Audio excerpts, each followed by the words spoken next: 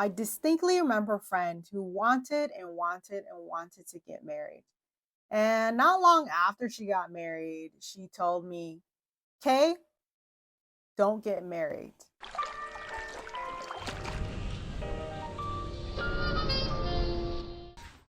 Hey, it's Kay, and welcome back to Among the Worlds.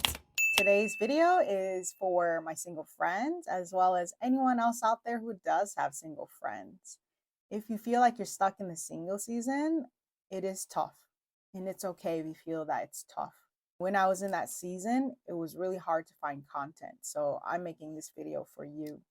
And right off the bat, I'd like to say that I do not have all the wisdom in the world. And so anything that I'm sharing today is either from my life experiences, conversations I've had with married couples or long term singles, or wisdom that I've gained from reading the Bible. And so, if you do have more wisdom that you feel ought to be shared, please feel free to comment below on this video. So, before diving into this video, I'd like to give a special thank you to my married couple friends who have invited me to do life with them and have taught me so much about what it looks like to do relationships with purpose. You have no clue how much you've impacted my life, and I'm incredibly grateful for you. So, thank you so much. With that, we know that relationships are everywhere. If you're on social media, if you watch movies, if you have friends, relationships are constantly bombarding us left and right. There are holidays for this stuff, and it can get tough. And I definitely felt that because, unlike most of my friends who got married shortly after college, I spent many of my adult years being single into my 30s. And it was tough. In my culture, the monk culture, it's so important to be in a relationship, specifically being married. It's changing slowly, but so important to the extent that you're not technically recognized in the community until you're married. And this is especially true for women. When you're married, you take on the name of your husband. So, as you can imagine, there's a lot of weight put on marriages, and easily your identity can be tied to marriage. I definitely felt the weight of marriage, and as you can imagine, 30 years of being single was probably not my favorite. So, whether you're from the Hmong culture or not, it still doesn't change the fact that society and social media reminds us every single day about being in a relationship. I distinctly remember a friend who wanted and wanted and wanted to get married. And not long after she got married, she told me, Kay, don't get married. And from that, I learned and realized that marriage does not and cannot carry the weight of all of our desires. It's simply too heavy. If you really think about it, naturally as humans, we want somebody who sees both our good and all of our uglies and still love us anyways. Somebody who increasingly wants to know us more and more and more. But if you think about this, who can really do that? Which human person can really do that? It's just too much. It's too heavy. And so that desire wasn't made for a person. That desire was made for God because He's the only one who can know us in so many ways and see all our good and our uglies and still love us. But all to say, if you desire companionship, it's a good thing. It's a natural thing. And it's nothing to be ashamed of because we were made for relationships. But we must also be honest that sometimes that desire can leave us feeling a bit lonely. Like there's just this gnawing pain reminding us day after day, where's your companion? Where's your helper? It was really difficult when I was going through it, but now that I look back, I'm really grateful for these lessons that I got to learn. And I can see that I needed to learn these lessons to set up a good foundation for my future relationship. And whether or not a relationship is in store for you in your future, I still think that these lessons are important to learn for yourself. So I'm not going to assume that I understand the hurts that every single person is dealing with. But these are the 5 lessons that I'm grateful for having learned during my 30 years of being single. And if you stick to the end, I do have a bonus lesson. Lesson number 1: develop good habits.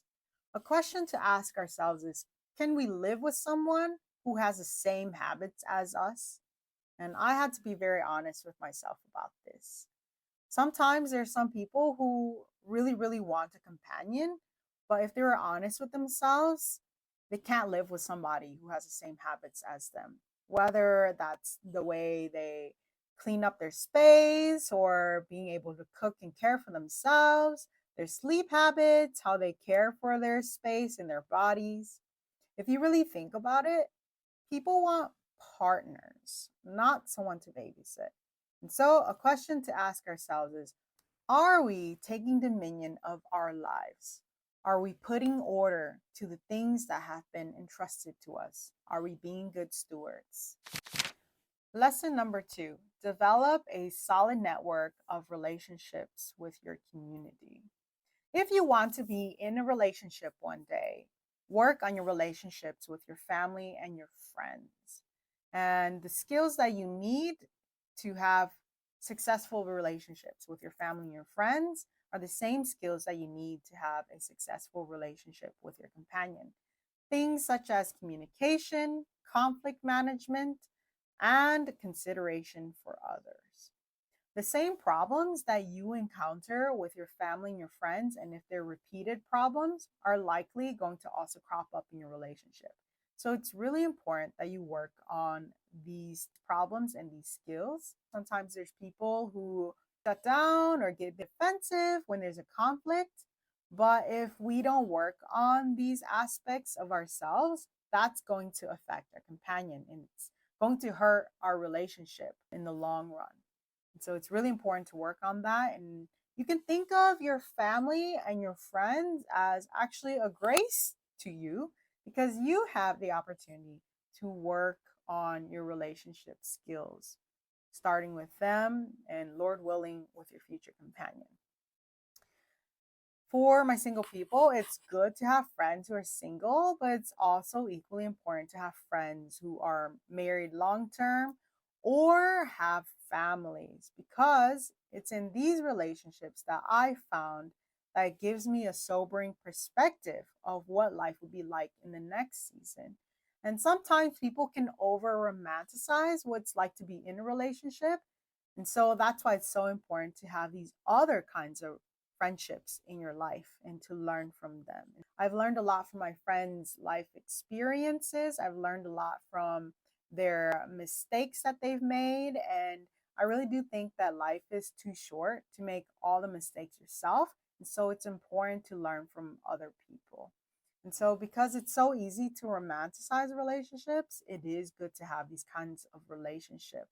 Because though we might think the grass is greener on the other side, the reality is that every season has its own problems.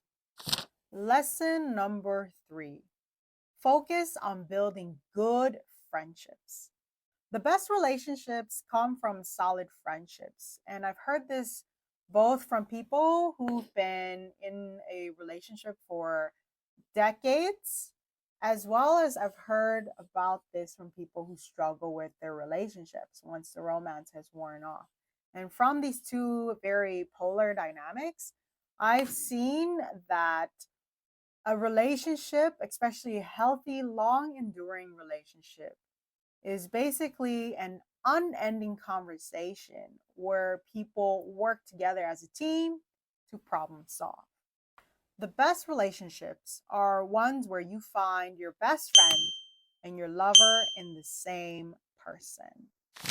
Lesson number 4: understand what you value and the direction you're moving towards. Imagine that you signed up for a marathon. Would you rather run with someone who is signed up for the same race and is keeping up at the same speed? Or would you rather run with someone who doesn't actually want to be there? The answer is pretty obvious. You'd rather go with someone who has the same values and is headed towards the same direction, rather than someone who is resisting you the whole time. And so that's why it's so important to identify what your values are and the direction that you're moving towards. And no matter what your future holds, this is something you can never go wrong with. And when you know what your values are and the direction that you're headed towards, it would be good for you to invest in those things so you can learn to understand yourself more, you can develop your skills more, you can develop your interests more.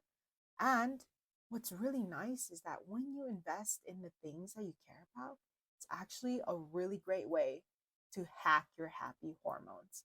So definitely do more of that. But maybe some of you could be like, okay, I don't know what I value or the direction I'm headed towards. Well, that's all right.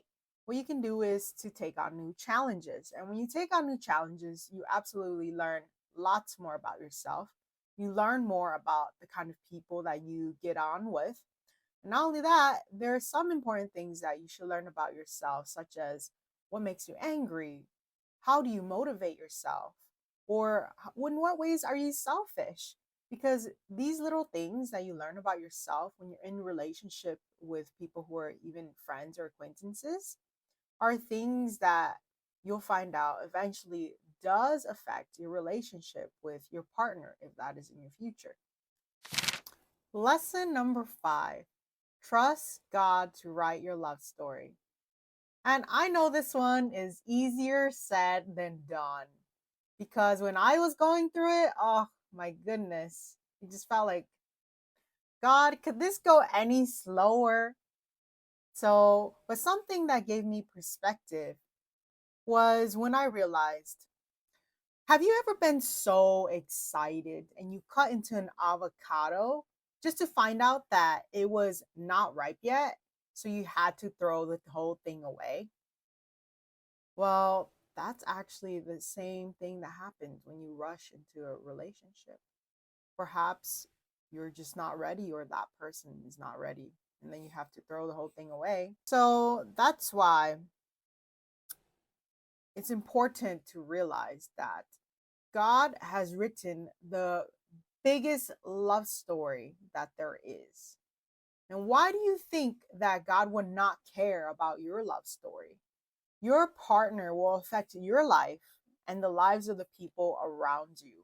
Not only that, will definitely affect the trajectory of your life. So why would the author of the universe not care? It absolutely makes sense that he of all the people would care, probably even more than you. And so I just like to encourage you that I've seen it many times where God writes the best love stories. And this has happened to some of my closest friends, and it's also happened to me.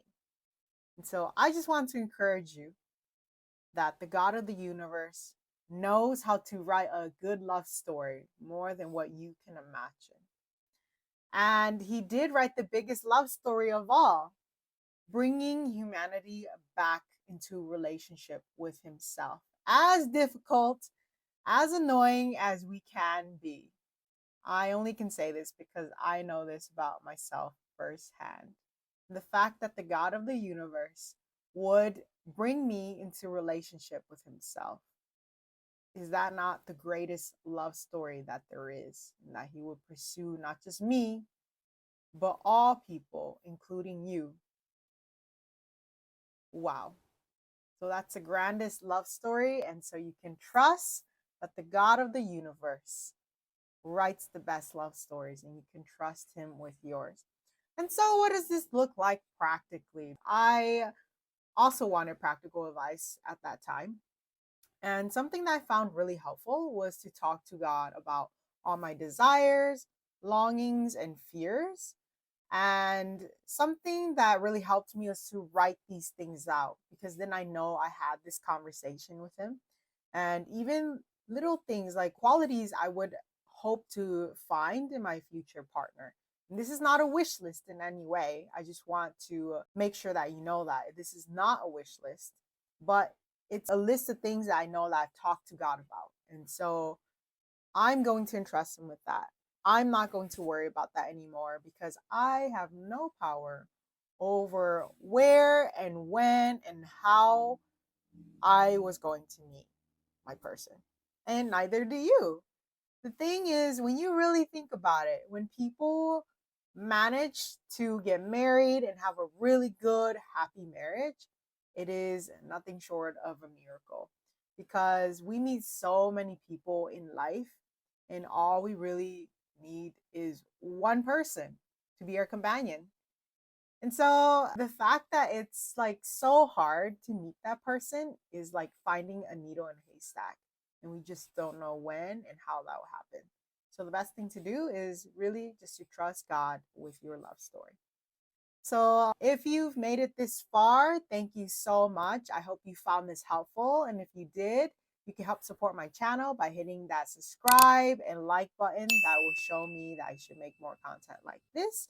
And if you stayed until this point, the bonus piece of advice actually goes out to my friends who are married or who are in a relationship and how they can bless the singles around them. I don't think it's said enough that people who are married or are in a relationship, you don't know how much your relationship actually affects the single people around you. And so, how you go about that and how you conduct yourselves in that relationship and what you learn and what you share and how you invest in people does affect the single people around you. And so please don't overlook your role in your single friend's life. And you don't know how much they would appreciate it if you could invite them over for dinner or a game night or something fancy like that. I know that meant so much to me, and I know that that would mean a lot to your single friend. Just the final words that a relationship is not a status to be had, but an active choice to love someone every single day for the rest of our life, which we actually have many opportunities to do this no matter what season we are in. With that, thank you so much for your time and joining me on my channel. Keep living your courage, and I'll see you next time. Bye.